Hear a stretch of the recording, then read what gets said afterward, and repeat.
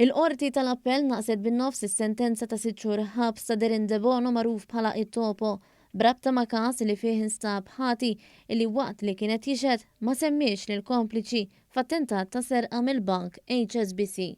Huwa ma kienx tal-informazzjoni minkejja li d-difiża ta' De Bono kienet laħqet ftehim mal-Avukat Ġenerali biex huwa jipprovdi aktar evidenza dwar il-każ u jingħata sentenza ta' 10 snin priġunerija għall-involviment tiegħu. Il-qorti perseduta mill-imħallef Aron Buġejja il-ħamis ikkonkludiet li l-offiża tat-Topo ma kienitx aggravata u għalhekk is-sentenza tnaqqset għal 6 xhur ħabs.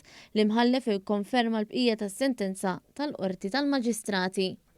David Bonnici ta' 45 sena nata sentenza ta' 20 xahar ħabs wara li ammetta li f'Mejju li għadda weġġa' ħafif lil missieru. Fil-qorti ġie notat li Bonnici għandu problema ta' droga u problema biex jimmaniġġja r-rabja. Il-qorti nnotat ukoll li huwa nstab ħati għal diversi reati, iżda l-aktar fuq aggressjoni u possess ta' droga. Il-qorti qalet li l-imputat ma jistax jibqa' jkun vjolenti u jikser il-liġi. Innotat li kiser ordni ta' protezzjoni li ma jersaqx lejn il-ġenituri tiegħu. Il-qorti kienet ipperseduta mill-Maġistrat Doreen Clark. Apparti mill-20 xahar ħabs poġġietu taħt ordni ta' trattament ta' 3 snin u taħt ordni sabiex ma jersaqx lejn missieru għal 3 snin.